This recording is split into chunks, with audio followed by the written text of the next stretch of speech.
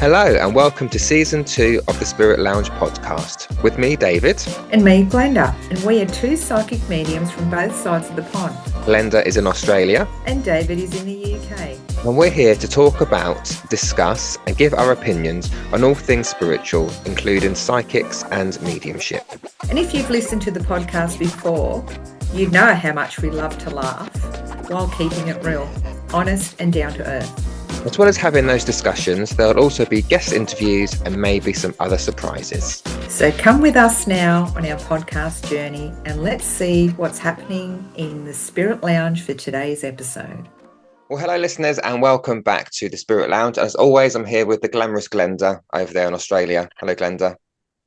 Hello, David. How are you? Hello, listeners, and welcome back to week three. Week three, I think, is it week three? I think so, something like that. I don't know. I lose count. I don't know what day it is. But anyhow, we're excited because in today's Spirit Lounge, we have another special guest. So we have Craig Morris, psychic medium, who I first met actually many years ago, not at a spiritual event, but at Birmingham's Gay Pride. We had a fabulous time. Craig started his journey with spirit when his granddad passed over in 2009, whilst working as a cabin crew for an airline. So Craig's dream career was to fly as a pilot, but it seemed that the spirit world had a different plan for Craig. So though Craig has been doing this work for a number of years, he's a great believer in continued development and that we never stop learning as mediums. And so Craig also teaches other people how to do this work as well. He's also very privileged to have met and worked alongside the late and great Colin Fry. He very much endorsed Craig's work as a medium, but we'll get more into that a little bit later. So for now, let's get into the conversation and welcome Craig to the Spirit Lounge. Hello, Craig. Hello. How are you both? You well? Good. Good. Welcome. Pleasure to be here. Thanks for inviting me. Nice to be here. No problem. No problem at all. So yeah. Let's get into it. Let's get into the gossip. Oh my God. I'm just like straight away want to go, what? Were you cabin crew? Well, like you weren't working up in the plane. Were you like, hello, I've got your mother here? Imagine that. I always joked and said that. And I still do to this day, to be fair. But obviously, my dream was to be a pilot, but that never happened. And also, it costs so much money to be able to do that as well. But I always often joke and say to people that imagine being on the flight deck as the captain, doing the welcome PA and saying, just before we take off, I need to speak to Mr. and Mrs. Johnson in seat 11A and B. I've got your mother-in-law here and she wants to say hello. That'll be the quickest way to get the plane emptied. So, yeah. Evidence, though.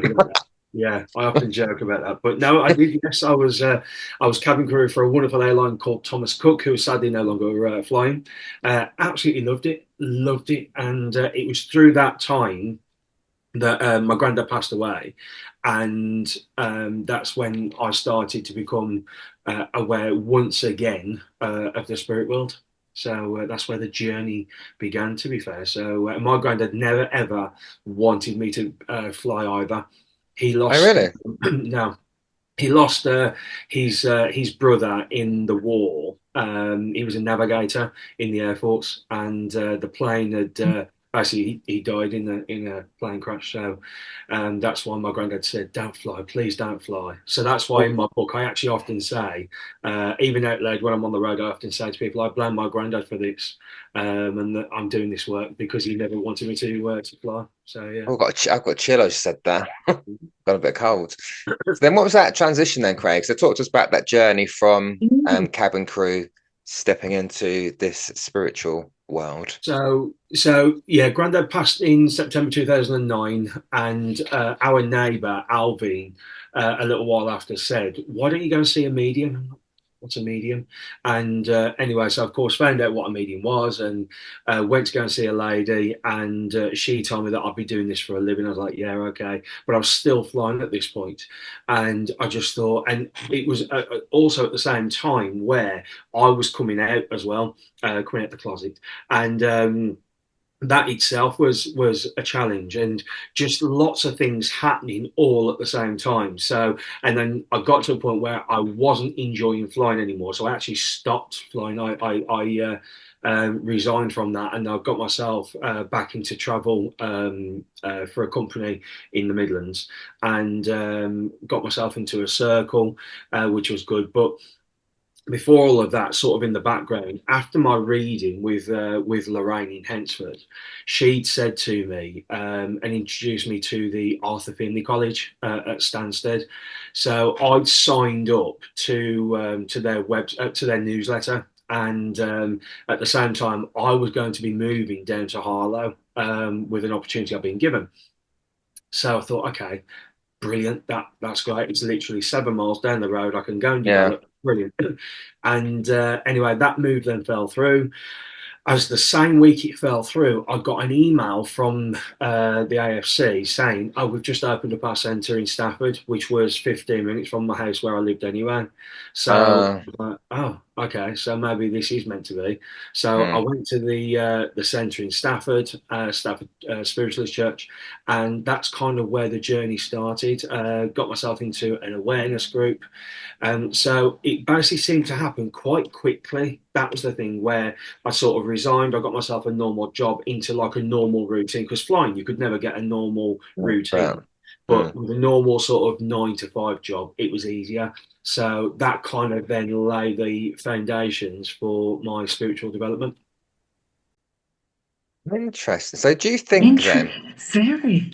do you think that then, because Glenda talks a lot about soul contracts, right? And I'm not sure how I feel about it. Not that I disbelieve it, but in that place where I'm not. So on the face of it, you could have been or should have been a pilot, however you want to put that. But here you are talking to dead people. So do you, do you so do you believe in okay, our path is set out for us before we get here, or no, do you believe that we sign a contract to say, right, we're going to do this, this, and this? So do you feel like mediumship was always part of your path? I know we have got free will. Excuse me. Yeah, I do. And no, I kind of look at it now and I think, yeah, but like you say, yeah, we do have free will. So, I've met and seen mediums over the years that have sort of got themselves into, got themselves a really, really good following, great at what they do, and then all of a sudden they're like, not for me anymore.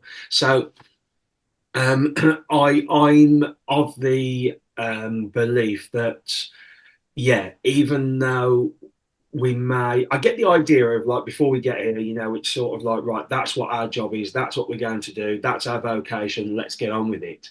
But at Mm, the same time, I also think, like you say, we've got free will, so we don't have to do anything that we don't want to do. I mean, I love my mediumship, and if I was to go back and do a normal job, I would still serve the churches like I did before, where I had a normal job and then I'm going to Yeah. yeah, do a normal. So I would never stop my mediumship. So I do believe that my mediumship's there, but I believe I have the free will on how I go about it. So whether or not I do it full time, like professional as I am now, or whether or not I decide to have a normal life of just a normal job and then doing my mediumship separately, if you like. So yeah. I do believe I've got that free will there. But I also think that opportunities that I've had over the years and jobs that I've had over the years and experiences have helped to navigate my mediumship to where it is today as well. That's the other I thing. believe that as well.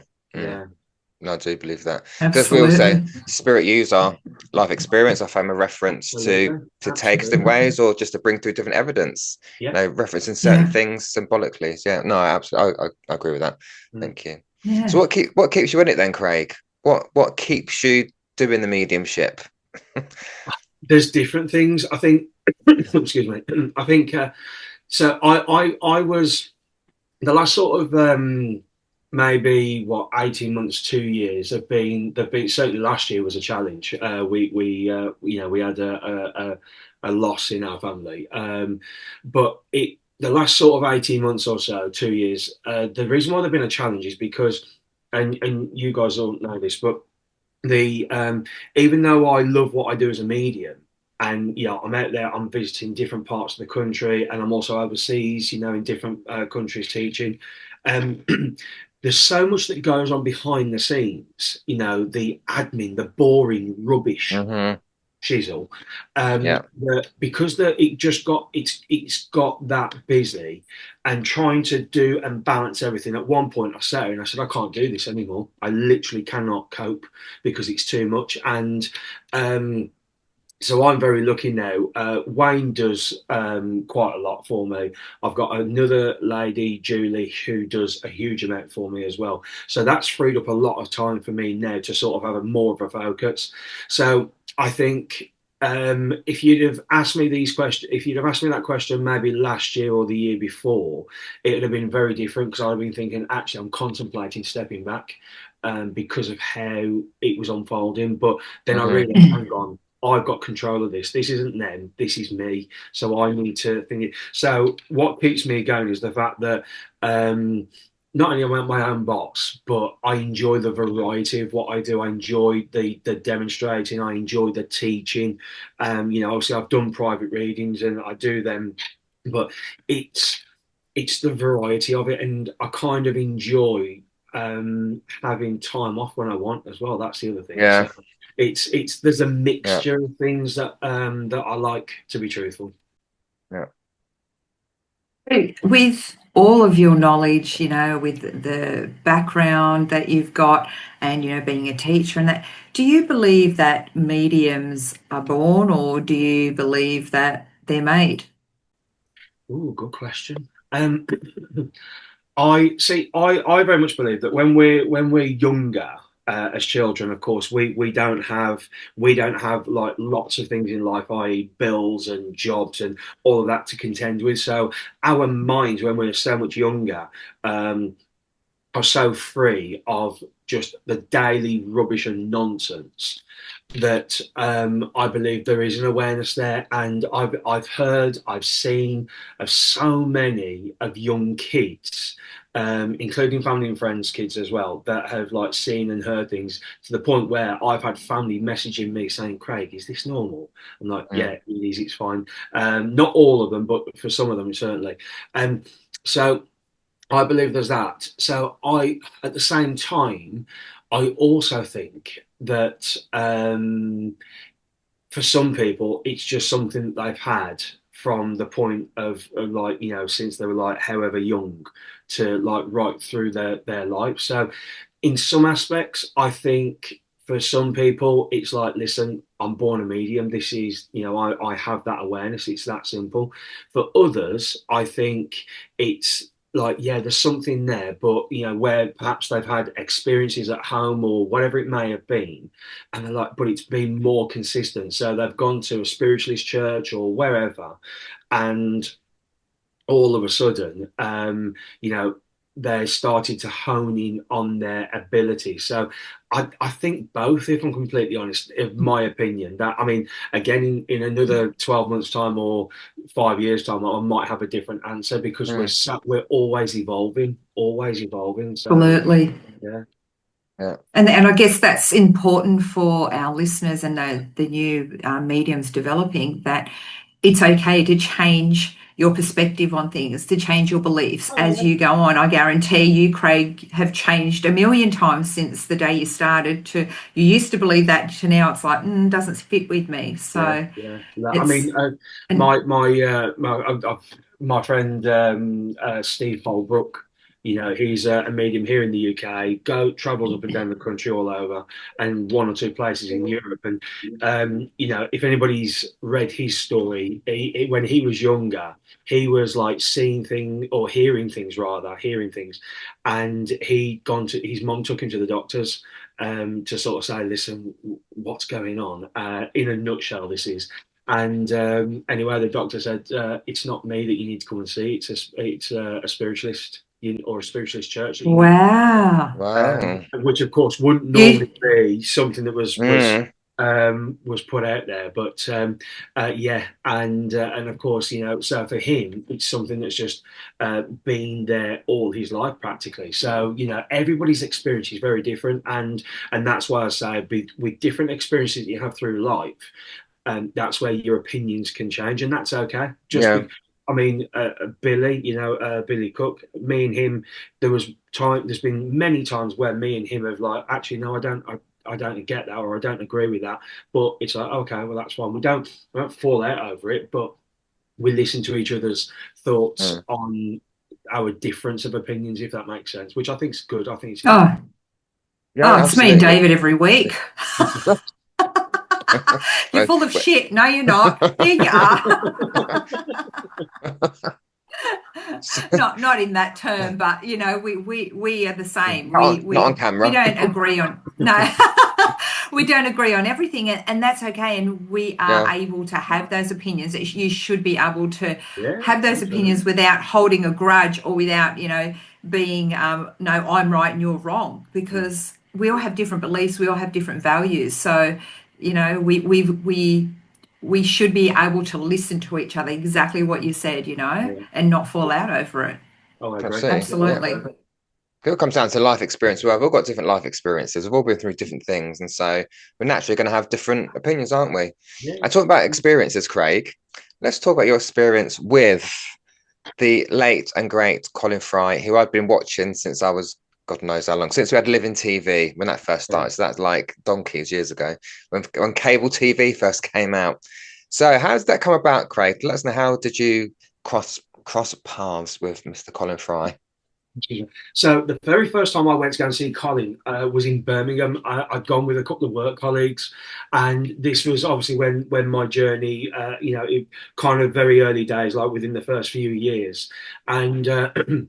Excuse me, and I'd gone with my two friends Sarah and Kaz, and we got to Birmingham, and it was all good and everything. So in the second half, he came out. Sorry, Sarah and Betty rather, not Kaz, and we were in the second half.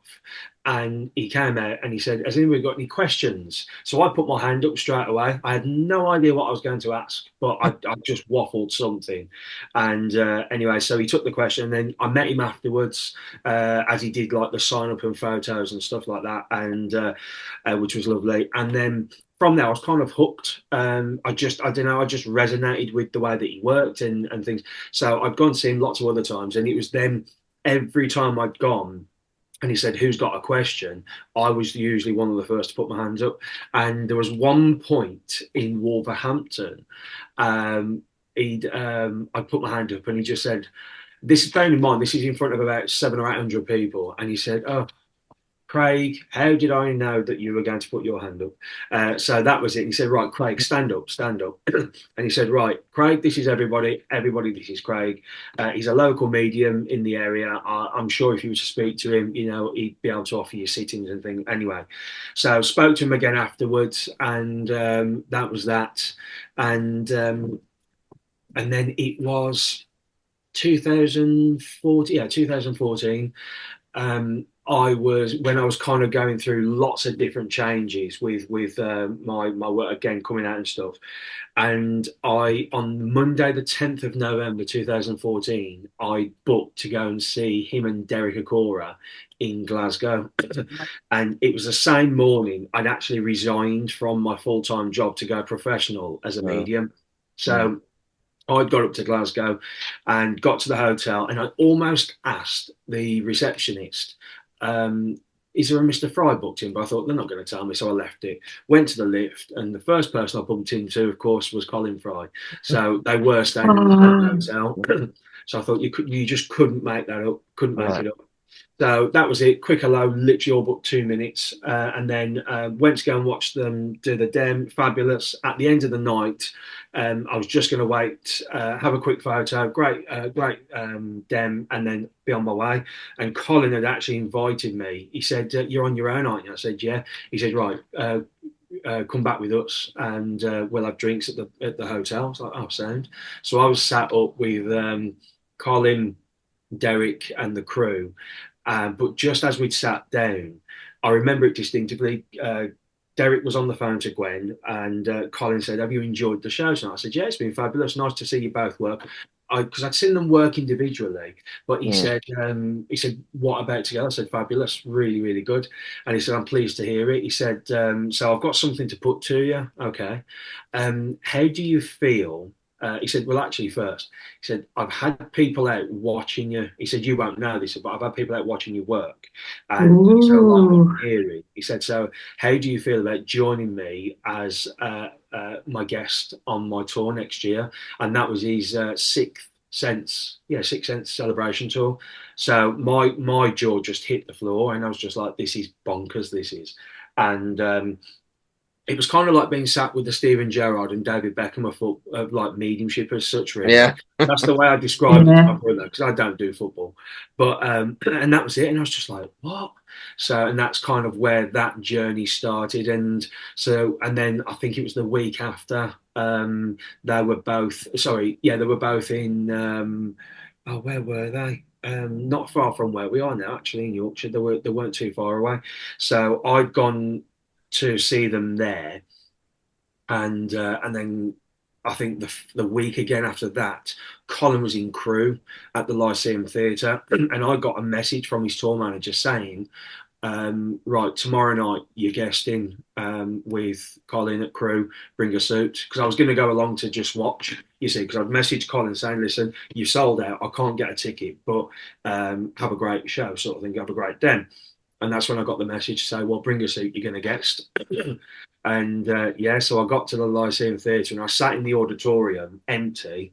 And as I sat there, I was just looking out and thinking, okay, this doesn't look too bad. And at that, I think it was Colin said to me, because you're thinking it doesn't look too bad now, don't you? Like it looks like fairly small. I went, yeah. He went, wait till there's 600 people in front of you. So I was like, Yeah. oh, right. And that was it. That's kind of where that journey then started. So that was my first ever appearance with Colin in crew, and then of course from there, the after Christmas, I was then back on the road with him. We'd gone out to Spain, gone out to Benidorm with him and Derek as well. That was good fun. And then yeah, I was on the road with him up and down the country, Ireland as well.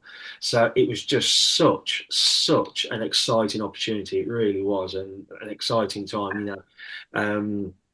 Traveling up and down the country with Colin Fry, it was crazy, really. But yeah, What was he like? Like, was he cool? Was he like, what was he really like? he, as you would see him, like sort of on the stage and TV, he had such a great sense of humour, a really, really good sense of humour, and even after.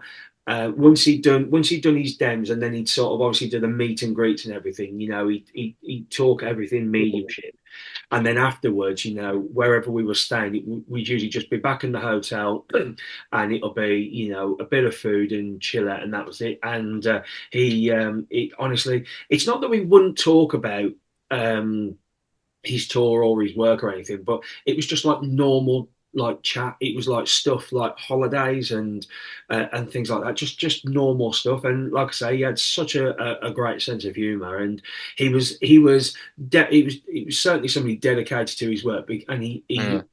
obviously gave um so many people some great opportunities, really, because of course it wasn't just myself who worked with him. There were other mediums, and Bex, who I'm good friends with. She worked with him at the same time I did, and yeah, he was just such a funny. Funny guy, he really was, and he'd have the time of day for anybody. I mean, I remember I think it was after crew, the night after crew, and we were outside the hotel, and he was having a cigarette, and there was a couple that we just heard, "Morning, Colin."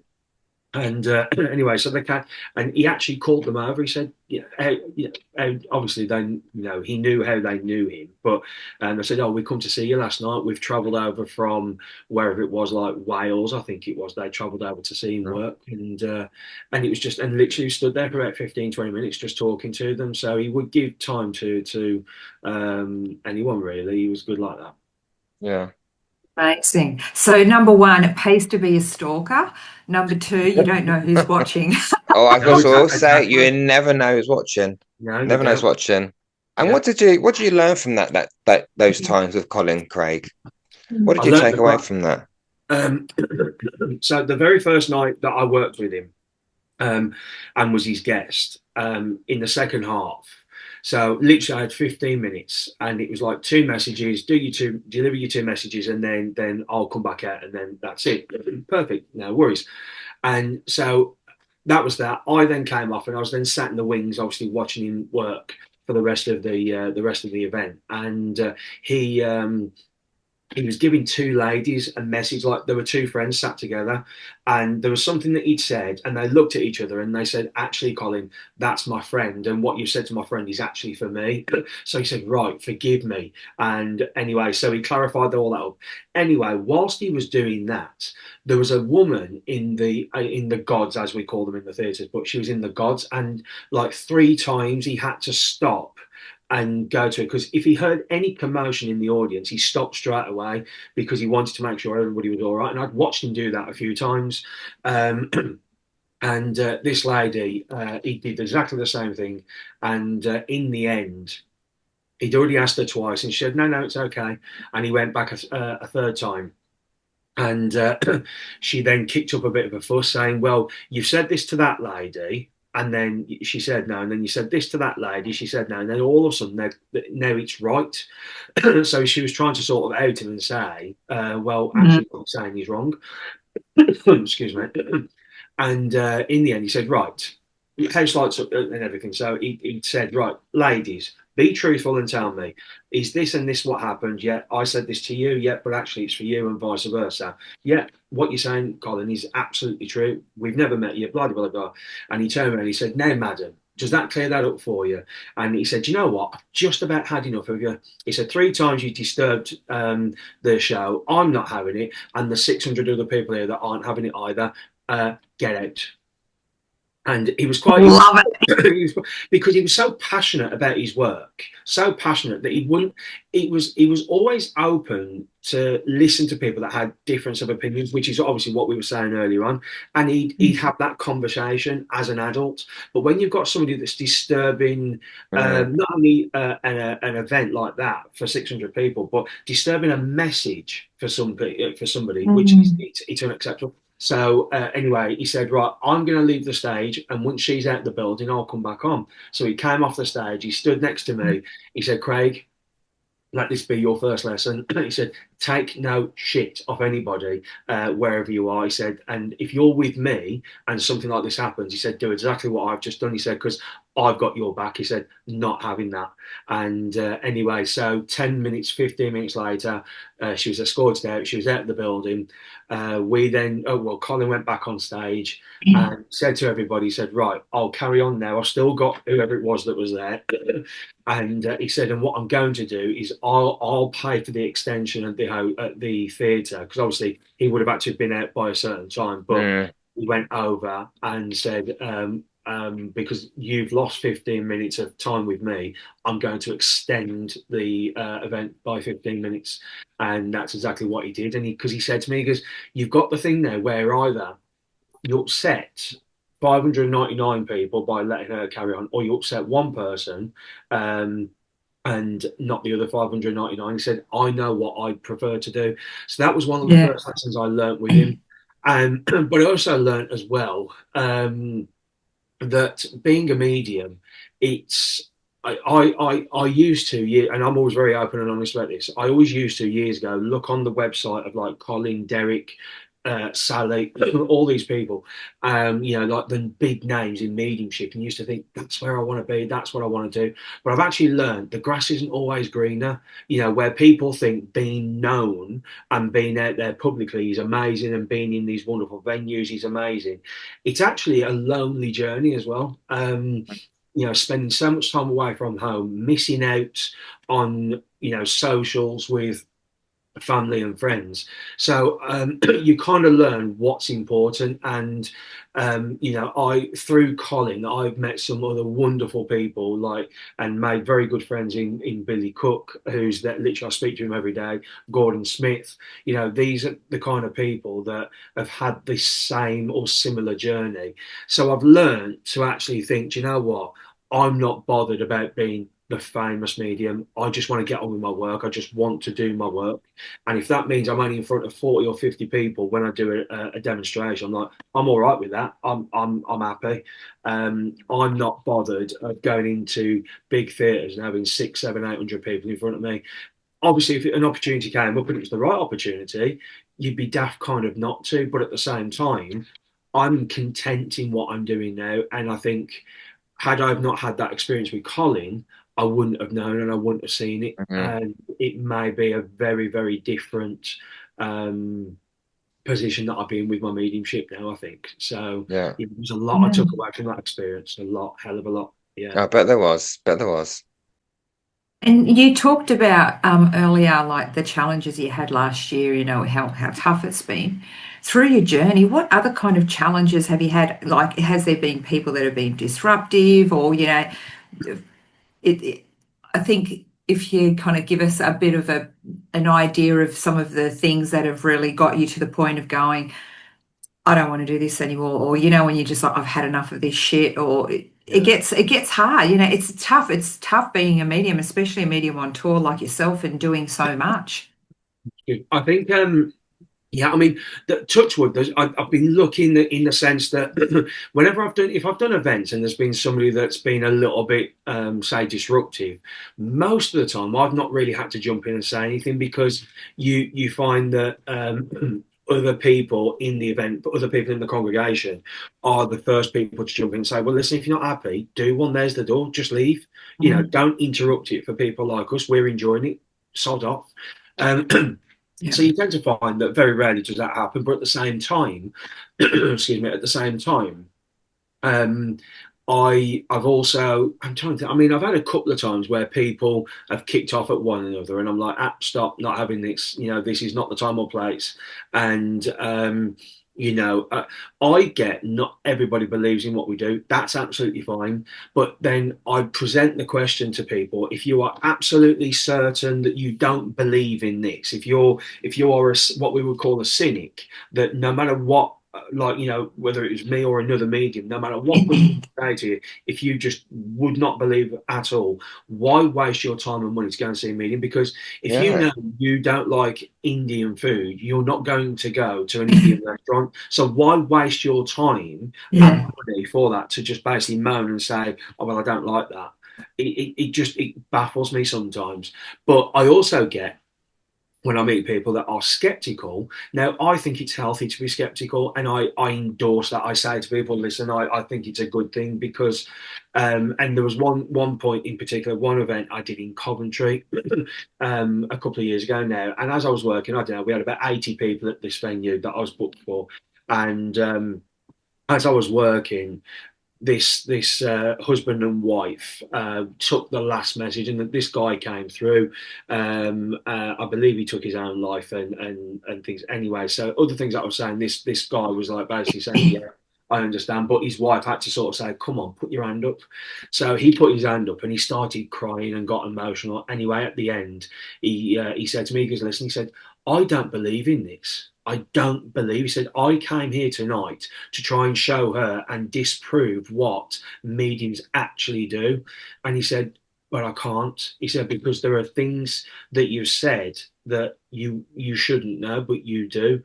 And he was great about it. He was brilliant, absolutely brilliant.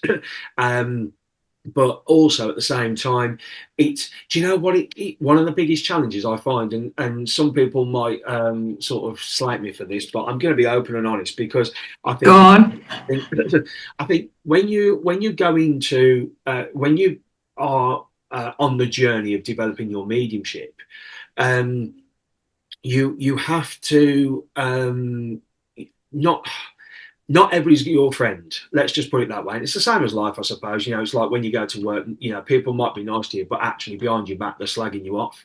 And I think in mediumship, sadly, it can be similar.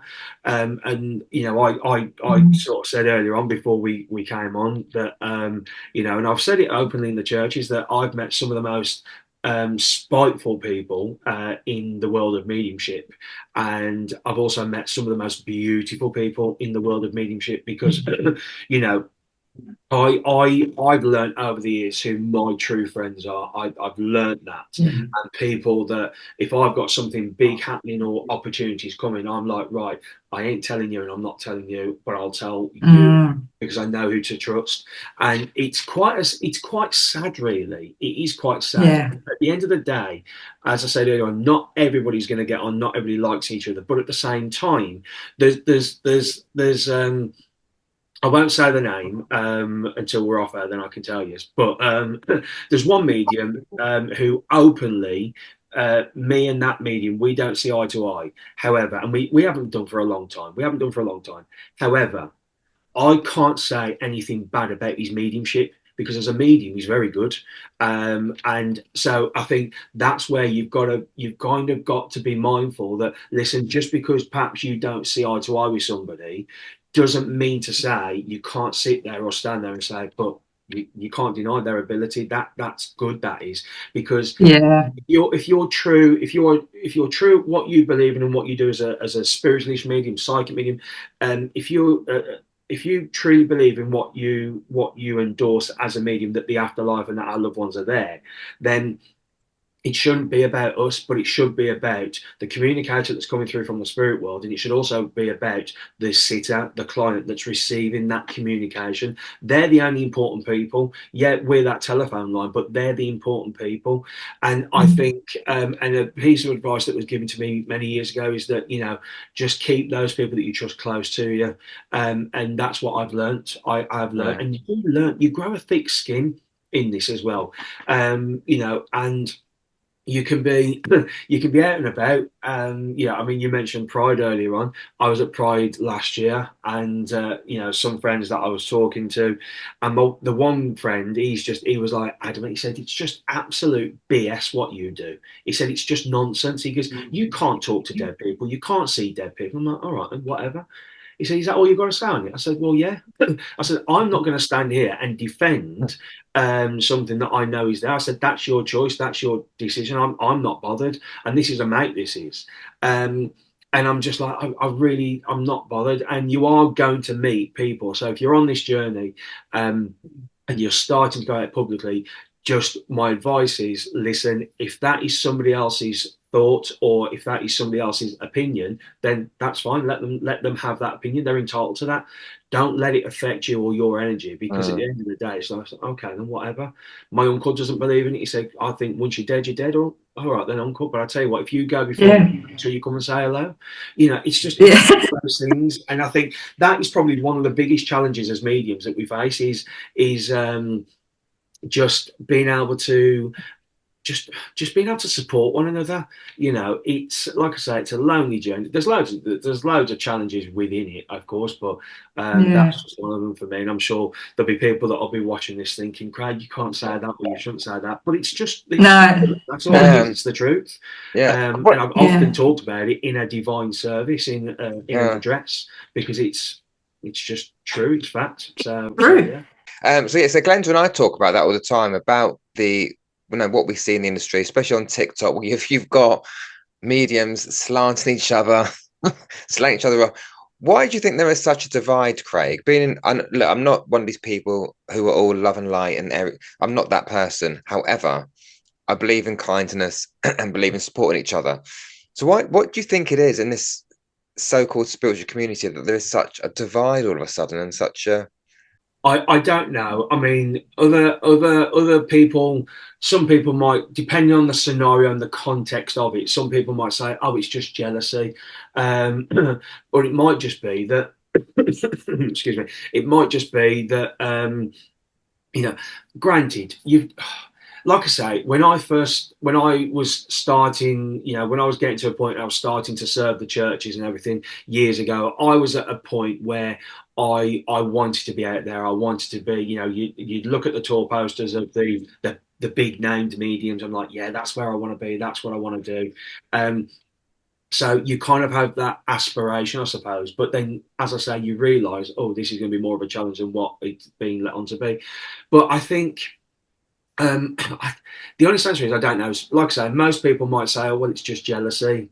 I think some people like drama. I think that's the other thing. It's yeah, that's just true. Yeah. who they Mm, are. That's just who they are. Some people might. I've been in situations where I've listened and I've heard certain people, run somebody else down. I'm like, oh, okay. So and where I've heard somebody running else somebody down, for whatever reason, I'm like, oh. Usually now when I start to hear that, I walk away. I'm like, I'm not interested. I don't want to know. But years ago, and we're going back a few years now, just to remember having somebody say, and I was in like a group of people, and I would just listen to one person talking to somebody else about somebody else, and they were running them down. I'm like, so if you're saying that about them while they're not here, what are you saying about other people that as well? Like, that, so you might be saying things about me, but because I'm in front of you, you're not saying it to me. And so I think like you say, just if you've got nothing nice, it's something Colin always used to say: if you've got nothing nice to say, then say nothing at all. And I think one of my best pieces of advice is, and this is something that I've taken from Billy, is just do your own thing. Don't worry about what other people are doing. Don't worry, let them get on with it. If you see, oh, that medium's booked a theatre, or that medium's doing this, just wish them well. Let them get on with it. Your journey will lead you to wherever it's meant to be. So yeah, I think there's just different reasons to be honest, but I still say that it's sad as well. That's the thing.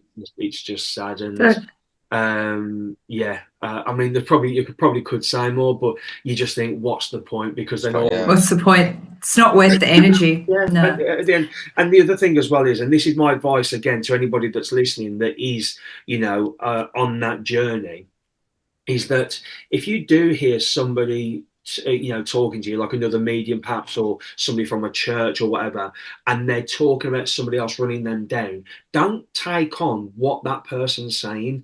Just say, yeah, okay. Have your own opinion. Go and make your own opinion on it. For example, if somebody says, oh, I might go and see so and so, they're at such and such a church, and then somebody else says, "Oh, I won't bother. I saw them a few weeks ago, and they weren't that good."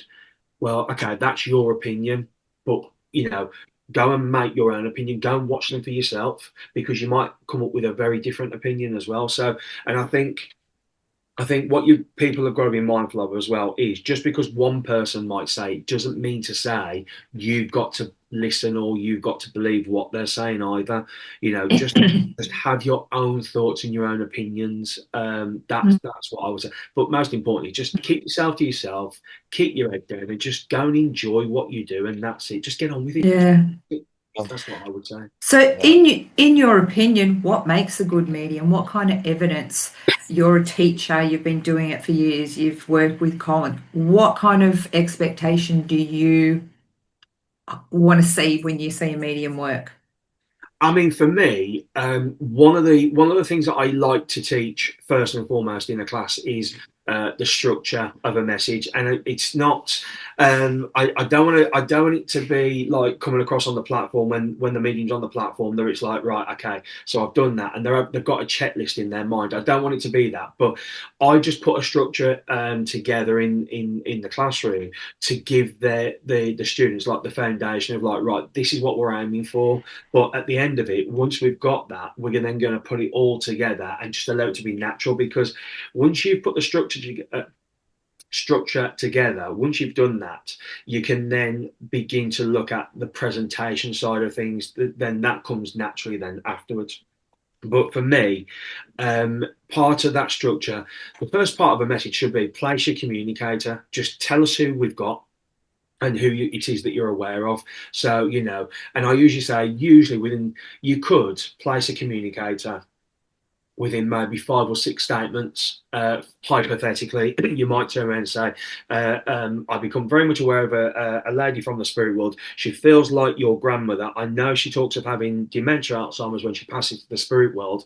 And she also talks about a husband that had passed before her and the name of Beryl that would mean something. Who would understand what I'm saying? And all of a sudden, somebody puts around and says, well, my nan passed with that. Her husband passed beforehand, and she's got a sister called Beryl. Right, okay, there we go. Then I'm with you. So place the communicator, and it might be that when you said those few bits there, that you might have a couple of people that put their hands up and they might say, yeah, that was my grandmother, but my name's Beryl, hypothetically. So, okay, then you get that little bit more. So for me, ultimately, place the communicator is what I would say and suggest, so as that you know who you've got, because then instead of just turning around and saying, oh, this lady tells me this gentleman tells me that, you can then turn around and say, oh, your grandmother tells me this, or your uncle shows me that. You can make it more personal for your sitter that's receiving the message. And then you want the personality to come alive, and that's where the presentation comes in. As you're working, you're feeling, for example, I mean, I had it recently. I was doing the one of my last events of the year last year, and as I was working, I said, "I've got a gentleman here." I said, "I know that he makes me aware that he's an alcoholic, but he feels like an uncle." And anyway, so I'd said a couple of other bits, and this lady put her hand up, and she said, "Yeah, I'm there." And she was the only one that put her hand up, and he gave me the name of a pub as well. She goes, "That's one of the places where he always used to drink." There was others as well, but that was one of them. And then there was other things that were coming through, and one of them, this has happened a few times now, but I said there's an awareness here of him being able to look after himself. Yeah, that's right. So, but I keep seeing a gun. And she was like, I don't believe that. And anyway, so that came through as well, which was it was hilarious, really. Not that he used it to kill anybody, but it was just something that he'd had.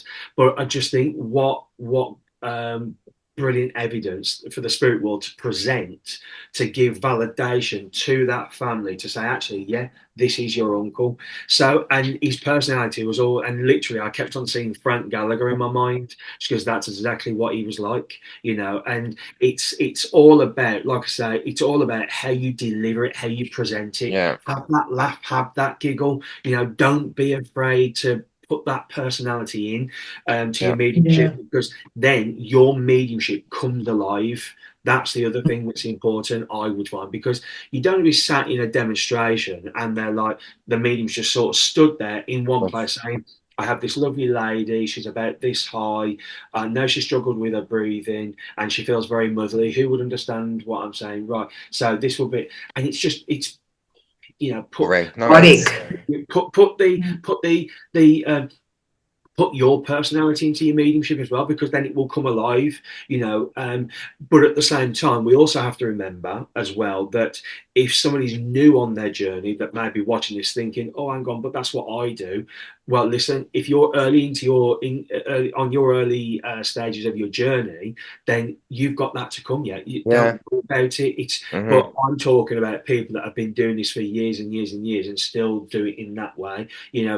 We talk about the modern approach to mediumship, then make it modern, bring that person alive, Absolutely. allow their personality to be shared through your mediumship, and Yeah. and that's what I would say, because I like fun, I like laughter. Yeah. In demonstrations I do, naturally there's going to be tears. That's normal. That's Yeah. life. But I like to see fun and laughter as well in demonstrations. Absolutely. That's how I work. I always say I want to feel the essence. I want them to feel the essence of their loved one. You can stand there, you can do a tick list all day long, Yeah. but I don't feel them.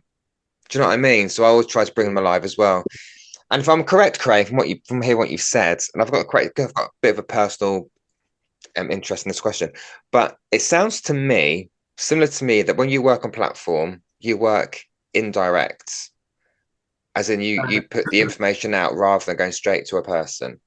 Yeah, so most of the time when I'm working, when I work, yeah, I do. I'll say, right, and it might be that because I always say to the spirit world as well, take me to where you need me to be in the room, especially if it's like a big room. If there's only 40 people, it's different. But if you've got a room where you've got like 100 people, maybe or more, I always say, take me to where you need me to be. So sometimes when I'm working, yeah, I'll put it out there and I'll say.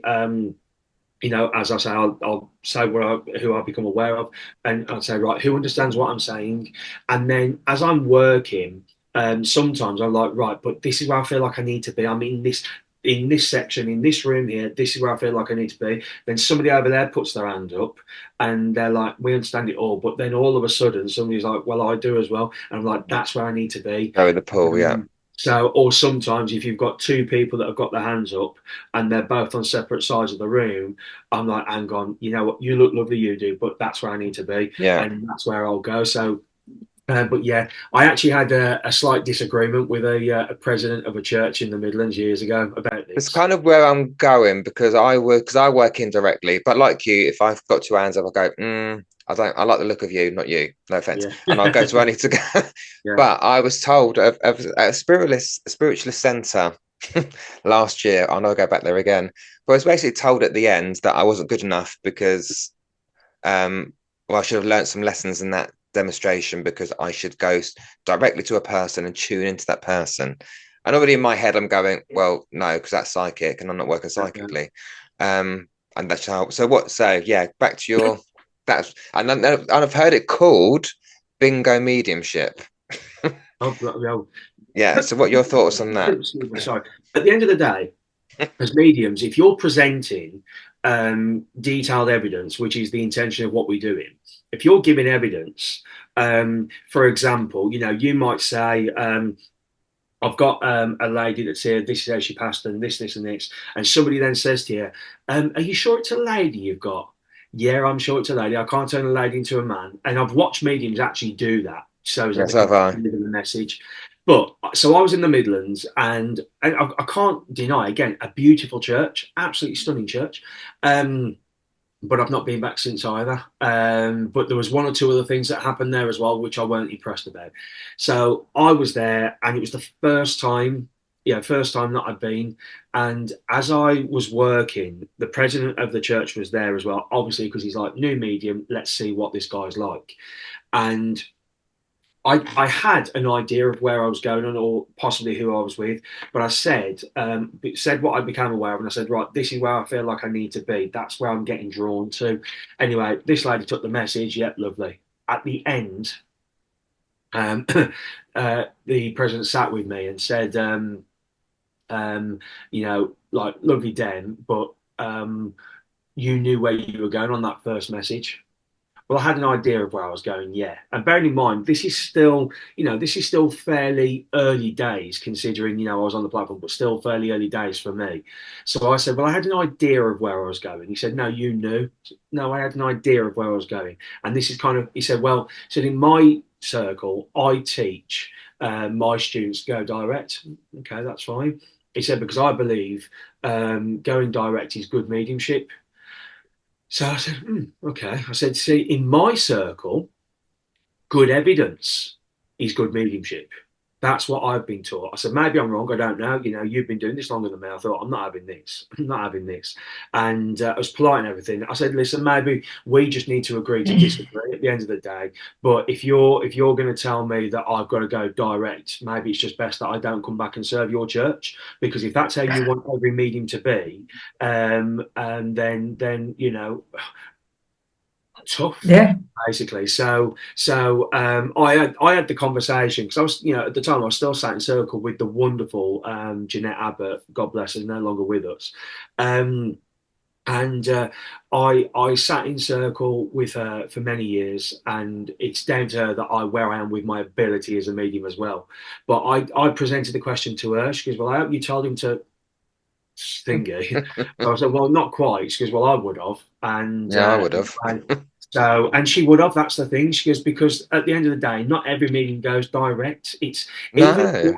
even Gordon Higginson, right? I mean, I never got to see that gentleman work like in life because he died when I was only about 3 or 4. But he's a gentleman that I would love to have sat down with and had various conversations with. But I remember hearing, being told that what he used to do, especially because obviously he used to fill churches up and down the country, and he always used to say to the spirit world, right, as you come through, I want to be able to go to that section, this section, that section, and this section, and that's what he would do, and that's exactly what would happen because he's put that intention there, and that's what would happen. but he would never go direct as such with his message. And I'm like, so I mean, what I get, and you said this quite rightly as well, David, because I've the same belief that if you're going to go, and I've seen mediums do it. I've seen in one demonstration. I was sat in the congregation, and this medium, she said, and she would always go direct. I don't know if she still does. I haven't seen her work for years, and she was on my side of the church for the first two messages, and she goes, "Right, where am I going with this one then?" And she said, "Do you know, actually, I've not been on this side yet. Let me go on this side. Can I come to you, please, sir?" Hypothetically, then she said, "I'm becoming aware within your energy that I become aware here.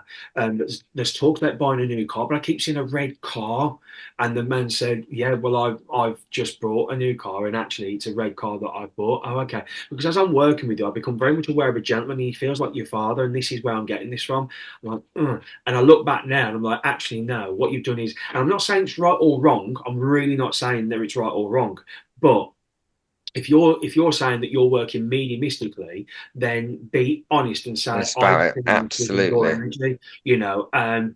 Don't BS people and make out that it's all coming from the spirit world, because we know as mediums that even in a demonstration of mediumship, there's an element where you're working with the psychic faculty. There's always an element, and sometimes you don't. Sometimes it works and it happens that quick that you don't always have that awareness of when you're working with the psychic faculty. So that's why it's so important to be able to work with both individually, so that you have an awareness of when you're working Mm.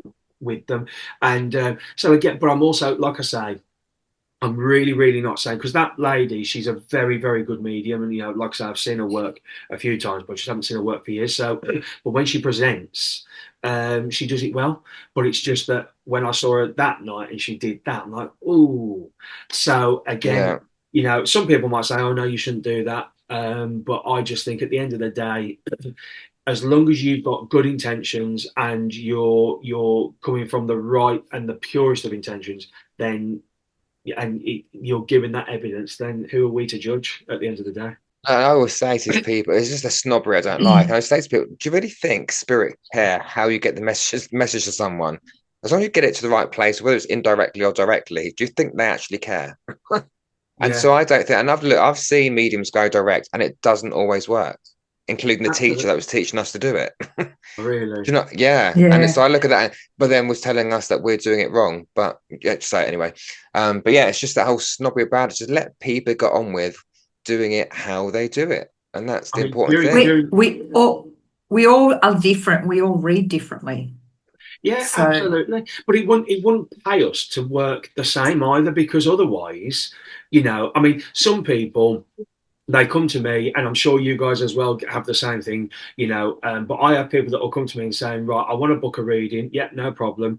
But I want the cards. Do you do the cards? Now, I've only ever really used the cards if I'm doing TikTok or if I've done a Facebook live feed, just as a tool psychically, and I'll only ever use two or three cards, and literally the reading, or the mini reading would last maybe 2 or 3 minutes. And sometimes the spirit will do present themselves as I'm working as well. But I've got friends that work with the tarot cards and oracle cards, and that's their forte, that's what they're good at. So I'll always say, listen, I'm not your person, you need to Mm, go, here's a couple of names, go, you decide who it is that you want to choose, but they're people that I would highly recommend, because that's what they're good at, that's what they do. And I think it's so important that people offer each other. That's like, for example, somebody might contact me and say, Craig, are you available to come and serve us at this church or the centre, whatever? And let's just say it's somewhere down in London. And I say, well, actually, I'm not available that day. I can't, because I'm somewhere else. But listen, I know somebody else that can. I might say, drop David a line. He's not far from you. He might be able to help you out. So it's about also helping one another as well within mediumship, because at the end of the day, you just never know. You just never know when you might need a favour either. That's the yeah, other thing. But that's yeah, true. no, we all work differently. We all work in our own unique way, and I think it's important that everybody just respects that as well. That's the thing. Yeah, well, they should do, shouldn't they? Yeah, Really? yeah, absolutely. absolutely. As long as they can back it up with the evidence. Yeah. Yeah. I mean, Yeah. we Uh, had talking like the psychic and mediumship a few years ago when we were in the lockdown. I was running a couple of different circles with a couple of mediums, and one being Billy, and we had one lady who joined us, and we sort of said, you know, we were just doing 4 weeks at a time because we didn't know what was happening because we were getting locked down like a month at a time, weren't we? Mm.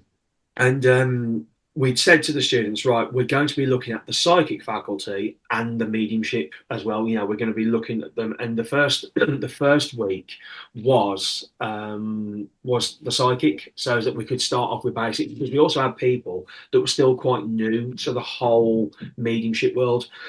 Excuse me.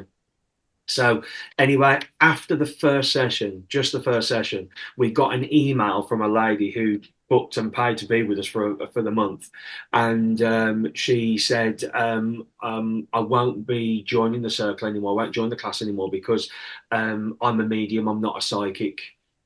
And I ummed and ahed and had to reply to that message because I turned around and said, "Well, there's your first lesson.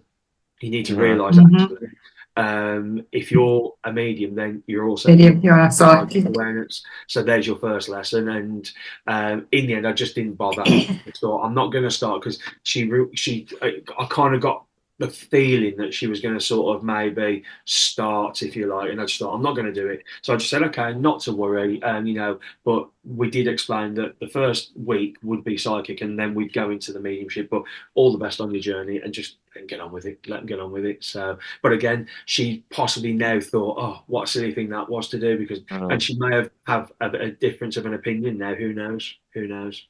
Yeah. Yeah, wow. Well, Frank, before Yeah. we finish, there's some questions we want to ask, and I want Yeah, to get into the paranormal. yeah, Because if I'm correct, you did do some, what you call them, paranormal investigations. Is that yes, the right yeah, yeah, term to use? yeah, yeah. So how did that come about? Was that something you always envisioned in getting involved in? No, to answer the last question, no, it wasn't something I envisaged at all. So what happened was, there was a guy that I used to train with in Tamworth in the Midlands when I did karate over there.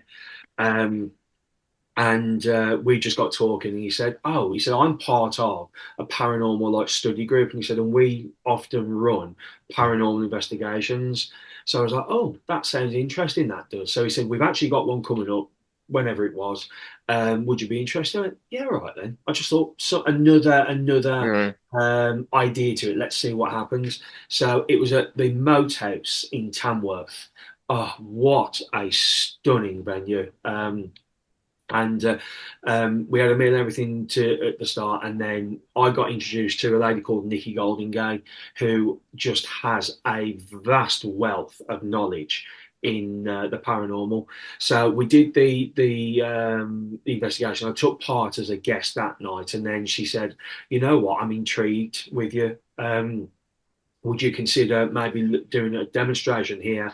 But also, would you consider joining us? Maybe, you know, you don't have to be part of the team if you don't want to, but it'd be nice just to have you, you know, maybe when you can study groups and the events." And I did, and I absolutely loved it. I loved it because a lot of the time we didn't work with the public. It was all just sort of behind closed doors because we were more interested in learning more than anything. We Mm. weren't, it wasn't about money making, it wasn't a business, it was a hobby. So I loved it. And then when I went full time professional as a medium, there was a company. I'm trying to think what they were called now because it's been a few years.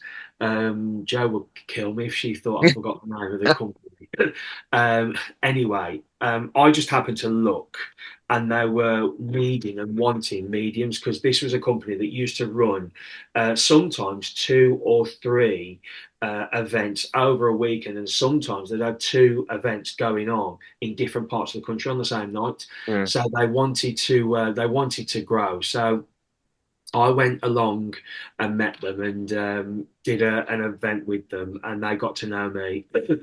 And I was like, yeah, and that was at Dudley Castle. that was, and that was it. And they said, "Yeah, would you join us?" So then that, because I was then full, like as I say, professional as a medium, I'd just gone professional. I thought, right, yeah, well, I need to work as well, but it's also something that I enjoy, and that's kind of how that started for me. And then sadly, that company went under because again, there are so many companies out there now that do the Mm, same thing. It's like dog eat dog. mm, Um, so and one of my favourite locations in the country is Dudley Castle. The historian there, Amy, she again vast of knowledge. She was a joy to work with when I was there. So I used to just then host at Dudley Castle for them, and also my own events as well. And then it got to a point where I thought, I think I'm done with this now. It's time to perhaps move on and just concentrate on my mediumship, and also I was done being out till 2, 3, 4, and 5 in the yeah, I morning. bet. Like, no. So, but it was good fun. It was good fun, definitely. Funny, as soon as you brought up the paranormal, my earring fell out.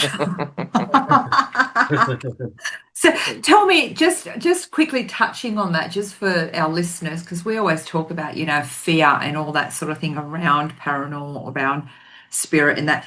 Is there, with all the work that you've done as paranormal work, spirit work, do you think that there is anything to be scared of, or you should protect yourself, or is there any fear that, that is there? Any of your kind of advice for So, I people mean, my, listening? my my my thoughts are on it, and this. So, when Nikki used to run the few events that we did run, she would always say to people, "Listen, we don't, but as a team, we don't believe that you need protection. Because at the end of the day, you may become aware of the spirit or the energy of a spirit in the building, but they're not."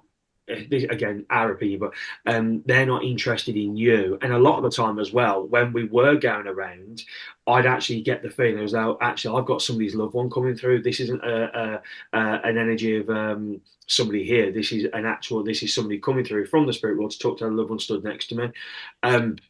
So I very much believe that there's nothing to worry about. But people often say, but where there's good, there's got to be bad. Yeah, there is. But for me, the bad would be people like, Hitler and Saddam Hussein that have done bad in the world. That's my thought on it. But this is Yeah. where me and Nikki sort of had I say we just didn't agree on this. But I got it from her perspective and she got it from mine. And she would say to me, I don't, because she very much believed in let's just say the darker side of energies as well. She would, and she still does, but I very much don't, Mm, because if that Yeah. wasn't the case, yeah. I look at it and think, well, hang on, I'm doing this. My loved ones in the spirit world aren't going to let anything happen to me anyway. So, Hmm. so I think There a you lot, go. in my opinion, if people think there's something negative or bad, it's because, and there's another story there really, but it's because perhaps they're not used to feeling the energy of the spirit world, so they're thinking, "Oh, hang on, this is all." No, it's not. It's not nothing horrible or nasty. It's just the fact that this is your first experience of connecting and communicating, so you're not used to it. A bit like the first time you're on an airplane, you think, "Oh my goodness, what's going to happen?" And all of a sudden, that feeling of going up. It's not a great experience to begin with because you're like, oh, I'm really nervous. But then when you've done it a few times, it becomes the norm. It's the same with this, in my Mm. opinion, again is what I would say with that. Yeah. So I don't think there's anything to be scared of at all. No. Did it convince you of anything? So do you do you believe in hauntings, or do you believe more in what I've heard of the stone tape theory, where the building just replays the memories of those who were there before? I see. For me, I think it's all about the yeah. Because look at it. I look at it like this. I do. This is the way I would see it. So when my time comes and I go to the spirit world, I'm no longer around, but. I am, for example, looking, or every now and again I might pop into my old home and stuff, and I might have a little gander to think, oh blimey, remember, a bit like I do now because I live in South Yorkshire. So when I go back to the Midlands, I have a little drive round of places where I used to live and where I used to go to play and stuff. So I think we have that ability, of course, to be able to go back to these places, but at the same time I look at it and think, especially like places like castles and stuff, why why would people of, like, from back in those days still be lingering around the grounds of the castle? Mm. But I've heard a few theories lately where there was an interview from an American medium, not like a named one that we would know, like John Edward, but and this lady said, when we get to the spirit world, it's the same as what it is here. We have a home to live in, we have a garden to look after. We eat food and stuff. I'm like, do we though? And I'm But like, do we? exactly. But that's opened up my mind, because I my theory has always been that when we pass this, the physical shell Gone. is gone. It's the Gone. spirit inside that goes into the next world. Yeah. So, but again, because I've never been to the spirit world myself, as such, I might become aware of it, but I've never been there. And I'm still yet to be told what it's really like.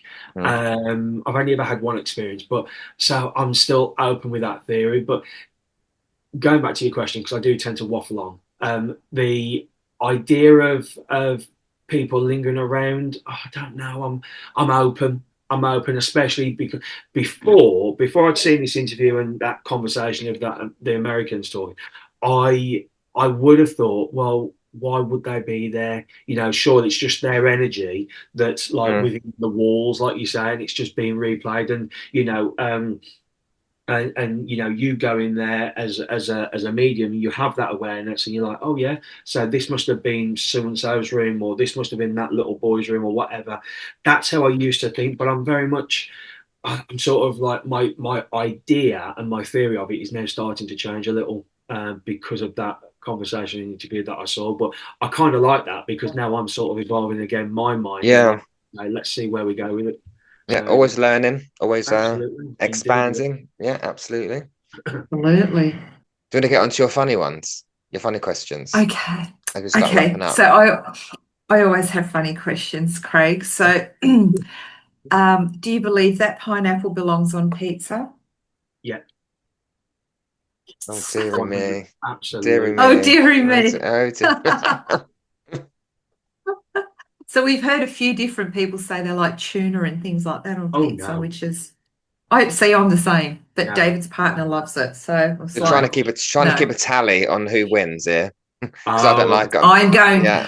Yeah. I won last season, so we're going to see who's going to win this no. season. Tuna is not on a pizza. Pineapple is definitely.